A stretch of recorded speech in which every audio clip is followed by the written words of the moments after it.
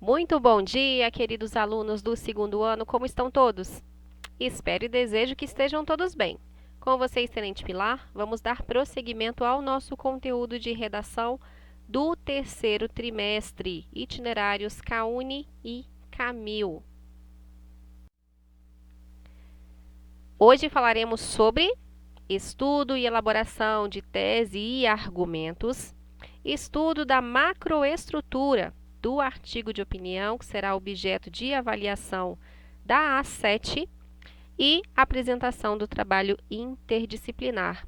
Lembrando que durante a exibição desta videoaula estarei com vocês no chat. Caso estejam assistindo em outro momento que não da grade horária, vocês podem também utilizar a ferramenta Fórum. Nós estamos à disposição de vocês. Vamos começar falando sobre a primeira parte da atividade interdisciplinar. Então, a nossa atividade se divide em duas partes. Agora focaremos na primeira. Você já entrou no fórum de discussão e apresentou o seu grupo? Temos um fórum direcionado para a A7. Os grupos devem informar, através deste fórum, os seus integrantes. Quais são as dúvidas? Também direcionadas ao fórum. Fique atento! Ampliamos o prazo para a postagem da primeira atividade. Então, elaboração da tese e argumentos. O prazo final para a postagem é 5 de setembro. Outra observação importantíssima: não será permitida a realização individual da tarefa. Todos devem participar de um grupo. Por isso mesmo, alteramos as regras iniciais. Inclusive, alguns alunos tinham me perguntado há alguns dias sobre a escolha de alunos de outras turmas. E eu havia informado que você poderia escolher dentro da sua turma apenas. Então, mudamos essa regra para que fique mais fácil. Vocês podem se juntar a alunos de outras turmas, desde que não desenvolvam o trabalho de maneira individual, em grupos apenas. Atenção! Os temas estão sendo informados aos grupos à medida que se apresentam no fórum de discussão. Então, primeiro passo: definir os integrantes do grupo. Segundo, acessar o fórum e apresentar os integrantes. A partir de então, serão direcionados aos temas. Fique atento a todas as orientações postadas no bloco da 7 e também as aulas de redação. Estaremos sempre informando sobre todos os detalhes deste trabalho.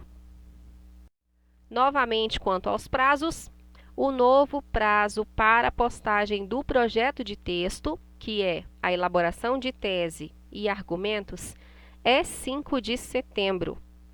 O texto será corrigido, ou seja, o projeto de texto, e devolvido no dia 15 de setembro. O local de postagem do trabalho é a disciplina de redação da BNCC, não é dentro dos itinerários. Então, o local de postagem do trabalho é a disciplina de redação da BNCC, no bloco destinado às atividades da A7.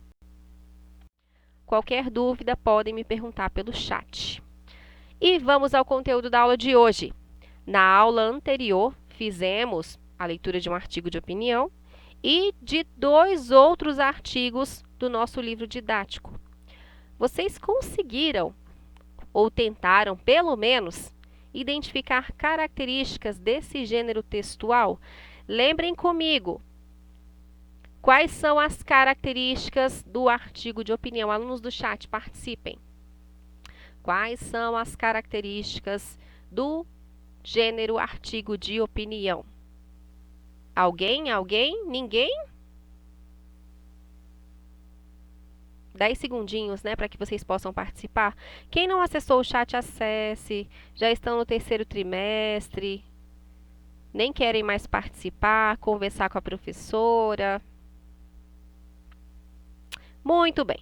Vamos agora analisar as características do gênero artigo de opinião. Vamos relembrar, não é mesmo? Porque já falamos sobre elas. Artigo de opinião, definição e uso. Então, é um gênero discursivo, predominantemente argumentativo, ou seja, expressa o ponto de vista de quem o assina sobre alguma questão relevante, de natureza social, política, cultural, entre outros. Nesse gênero de texto, o leitor encontra auxílio para a melhor compreensão do mundo em que vive. Também pode tomá-lo por base para formar a própria opinião ou para confirmar uma posição que já tem sobre a questão abordada. Nem sempre a opinião dos articulistas coincide com a do veículo de divulgação. O que quer dizer isso? Exemplo, eu tenho um artigo de opinião em que eu assino, que, claro, vai ter a minha visão sobre determinado assunto. E esse meu artigo vai ser divulgado, vai ser publicado na revista Veja, exemplo. Isso quer dizer que a revista Veja tem a mesma opinião que eu, que assinei o artigo? Não, por isso mesmo está assinado. Inclusive, a revista pode publicar artigos que se contraponham. Ok? Então, nem sempre a opinião dos articulistas coincide com a do veículo de divulgação. Ah, mas aquele artigo está na revista Veja, então quer dizer que a Veja pensa desse jeito? Não é bem por aí, tá? Só esclarecendo. Tradicionalmente, o espaço de circulação dos artigos de opinião são as colunas assinadas dos jornais diários e revistas semanais, que costumam contar com um quadro fixo de articulistas. Essas colunas aparecem em diferentes setores, ou seja, pode aparecer lá no setor geral, política, economia, cultura, esporte e assim por diante. A capacidade analítico-argumentativa de seus autores costuma conquistar leitores fiéis para os veículos que os publicam. Com a criação dos grandes portais de notícia na internet, a migração das colunas para esse espaço virtual é cada vez mais natural.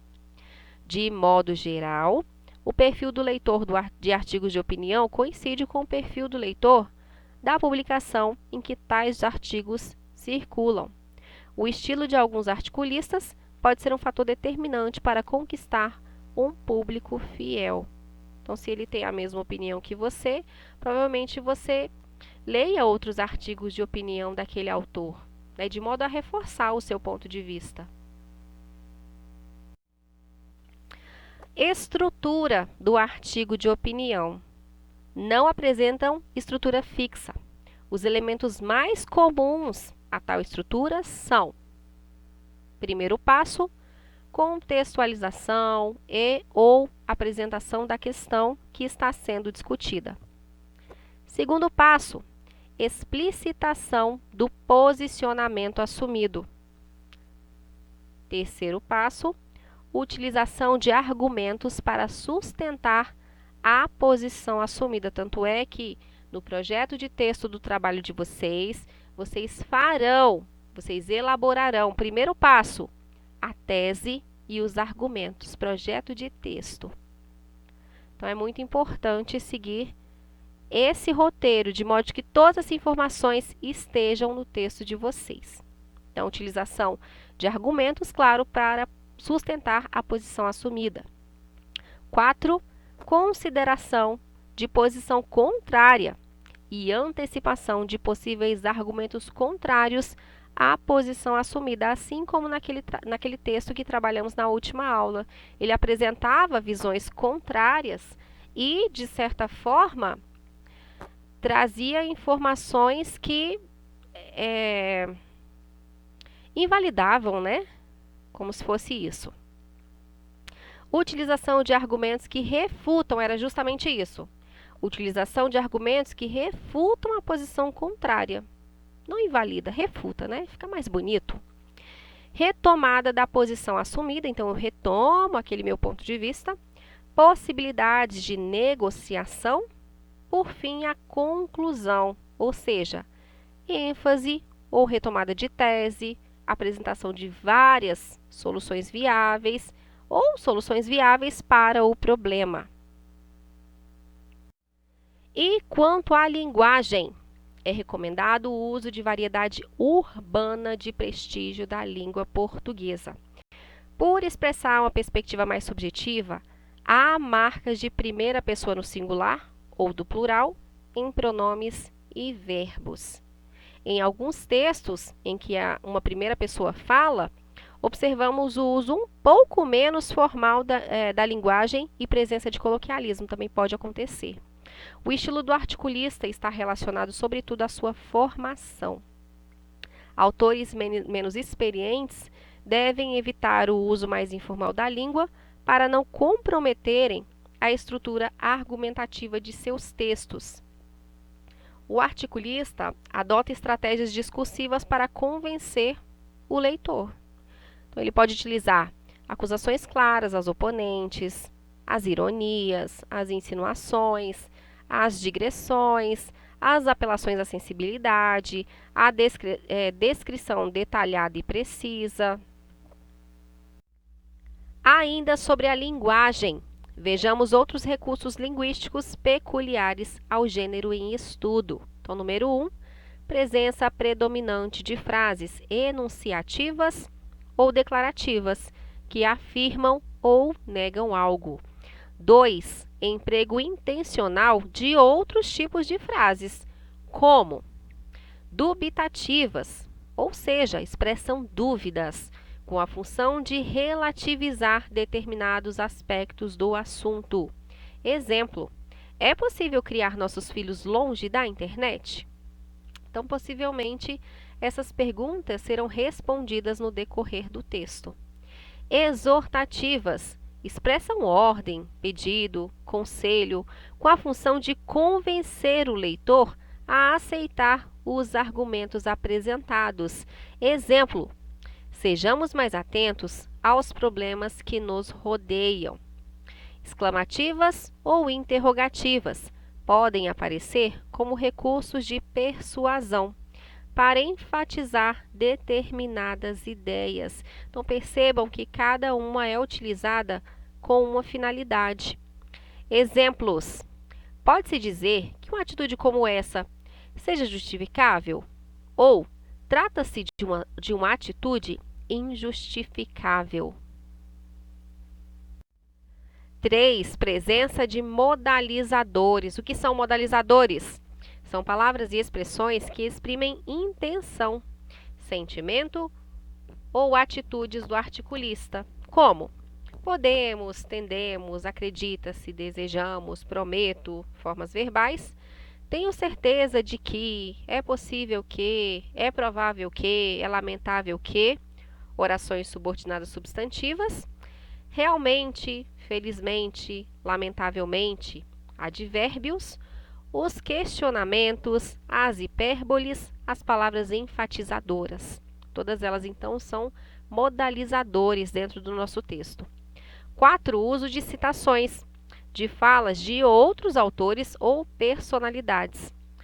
Polifonia, outras vozes, com o objetivo, por exemplo, de atribuir credibilidade ao texto, muito utilizado, né? 5. O uso recorrente das aspas, para expressar ironia, ênfase, explicação. 6. O uso do coloquialismo, ou gírias. Dependendo do público-alvo, é aceitável, mas sem excessos. Por se tratar de um texto geralmente veiculado em revistas e jornais, predomina a linguagem formal, e assim farão no trabalho de vocês. Emprego de linguagem figurada, sobretudo a ironia, como forma de levar o leitor à reflexão.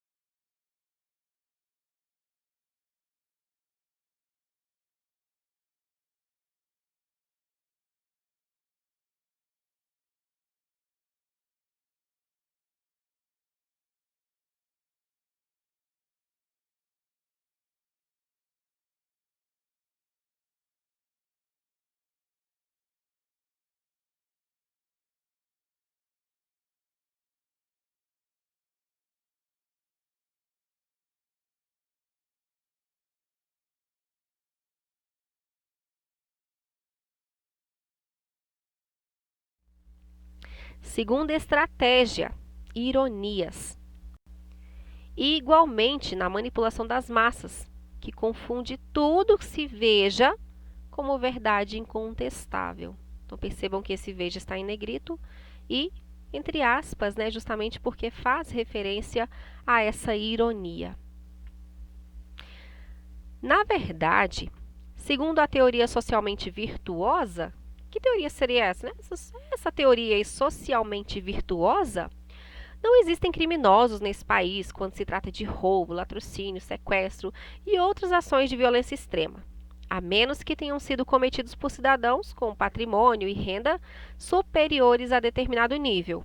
E de quem seria, nos demais casos, a responsabilidade? Essa é fácil. A culpa, claro, é da sociedade. Então percebam que há esse papel da ironia, tanto com referência a essa teoria socialmente virtuosa, quanto a culpa da sociedade. Próximo trechinho. Por esse tipo de ciência, um homicídio não é matar alguém, como diz o Código Penal brasileiro. Para tanto, é preciso que o matador pertença, pelo menos, à classe média. Daí para baixo. Aliás, daí para baixo, o assassinato de um ser humano é apenas um fenômeno social. Olha a ironia novamente, né? Para mostrar, para destacar o ponto de vista do autor. E o quanto ele se mostra indignado com todo o posicionamento contrário. 3. Insinuações, mais uma estratégia. Muitos pais brasileiros de classe média achincalham nossa educação, mas seu esforço e sacrifício pessoal tendem a ser ínfimos. Quantos deixam de ver TV para assegurar-se de que seus pimpolhos estão estudando? Quantos conversam frequentemente com os filhos? As pesquisas mostram que tais gestos têm impacto enorme sobre o desempenho dos filhos. Se a família é a primeira linha de educação e apoio à escola, que lições estamos dando às famílias mais pobres? Então percebam as questões que são apresentadas, né? Quantos deixam de ver TV para assegurar-se? São insinuações que, de certa forma, querem conscientizar. B.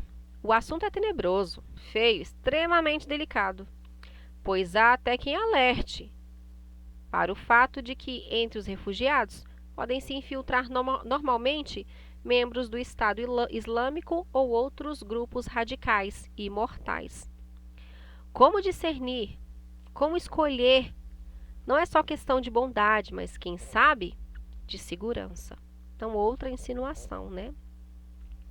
Segundo o governo, a redução da pobreza está passando por um avanço inédito na história. Nesse caso, deveria haver uma redução proporcional do número de crimes, não é? Mas o crime só aumenta. Ou não houve o progresso que se diz, ou a tese está frouxa. Como fica? Outra insinuação, né? Em cima do tema que é apresentado.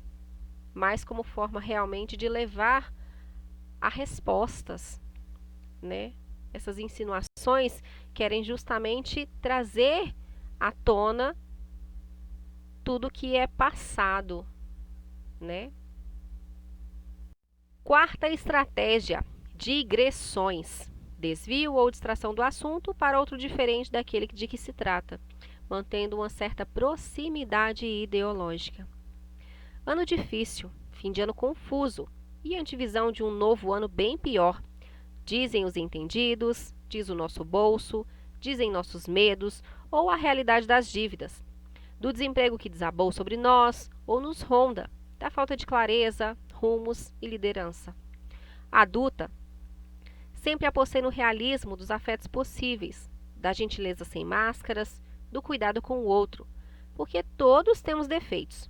Para todos, a vida pode ser difícil. É possível, desde que a gente queira.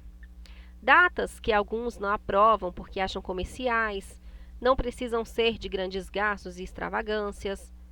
Bom poder te abraçar. Bom podermos fazer uma trégua. Quem sabe dela brotar um entendimento melhor. Enfim, celebrar a vida deveria ser coisa diária. As datas nos fazem parar para reavaliar isso, quem sabe. Então, gosto de datas. Gosto de Natal. Então percebam que parece confuso, Assim, começo falando do fim de ano confuso, da antevisão de um novo ano bem pior, do que diz, né? Pesquisas, entendidos, o bolso e assim por diante. E eu já mudo sobre uma outra perspectiva de adulta, que apostei no realismo, nos afetos, na gentileza, no cuidado. Depois já falo sobre as datas que podem ser comerciais ou não, com gastos ou não, mas finalizo falando do prazer em estar viva, do poder te abraçar, fazer uma trégua, de brotar um entendimento. Então percebam a variedade de temas que temos aí, né? Não tem um desenvolvimento de um tema só, uma linearidade, não.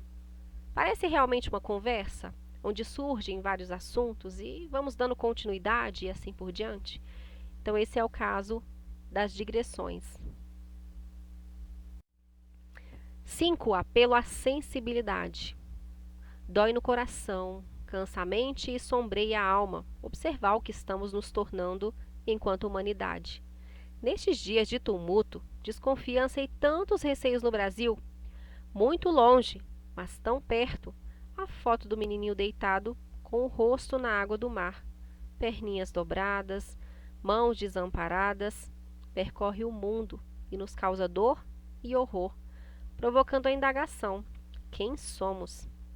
Em que estamos nos transformando? Não é a única criança a morrer pela loucura e crueldade ditadas por economia, política, ideologia ou religião, agora e em séculos passados.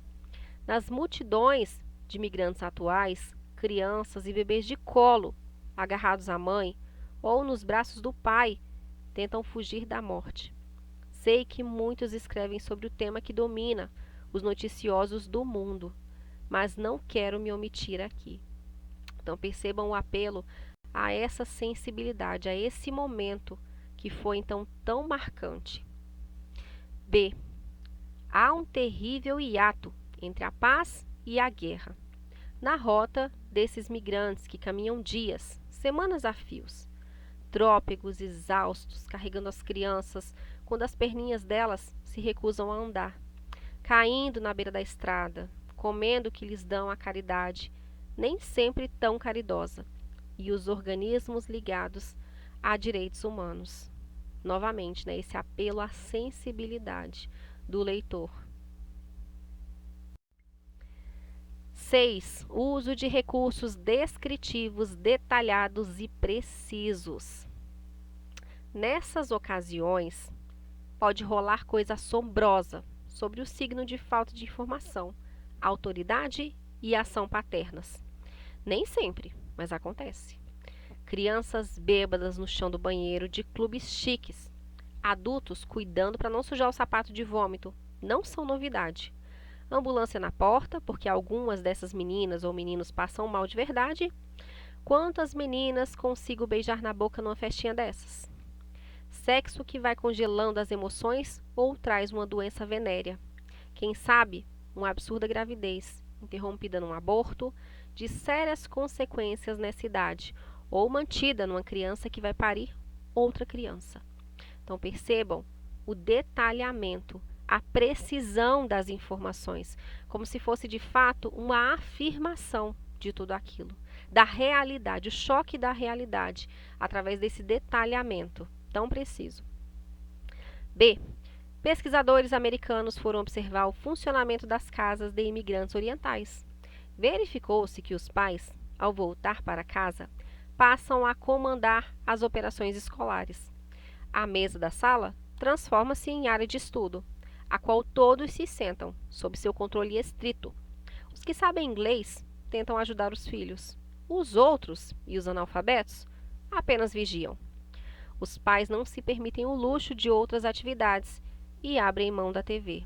No Japão, é comum as mães estudarem as matérias dos filhos para que possam ajudá-los em suas tarefas de casa. Mesmo exemplo, né? Através da afirmação, se mostra altamente preciso, detalhado, muita descrição. Novamente sobre o nosso trabalho, que é tão importante. O objetivo da aula de quarta-feira, dia 1º de setembro, teremos aula presencial, é explorar possibilidades de desenvolvimento de tese e argumentos a partir dos temas propostos. Além disso, será destinado um momento para sanar possíveis dúvidas sobre postagem. Então, neste dia, já devem ter o tema pré-definido, a fim de que possam desenvolver este trabalho durante a aula, tese e argumentos. E, claro, retirar possíveis dúvidas. Experimente ler outros artigos de opinião de J.R. Guzzo e também de todos esses autores que estão descritos neste slide. Então, todo este material ficará disponível no AVA. Assim que puderem, pesquisem sobre esses autores, sobre seus artigos de opinião e muitos outros. Queridos, vamos finalizar a nossa aula de hoje. Lembrando, aula de quarta-feira, presencial. Já organizem os grupos, o tema, para que vocês possam iniciar a elaboração da tese e dos argumentos. Aproveitem a presença da professora e retirem muitas dúvidas. No mais, queridos, desejo que tenham uma excelente semana. Fiquem todos com Deus e até a próxima aula.